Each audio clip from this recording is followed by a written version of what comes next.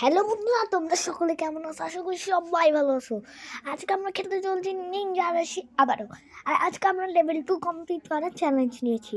তো বন্ধুরা, আমরা কিন্তু গেমে চলে এসেছি এবং যেমন কি দেখতে পাচ্ছ আমরা খুব ভালো ফল ছড়িয়েছি।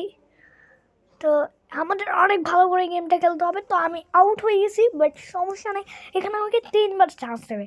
3বার চান্সের মধ্যে আমি সেঞ্চুরি করবই। এটা তো ভাই আমার চ্যালেঞ্জ। তো এবার আমি টেকনিকও শিখে গেছি কীভাবে এই কাটাগুলো পার করতে। ইয়াস।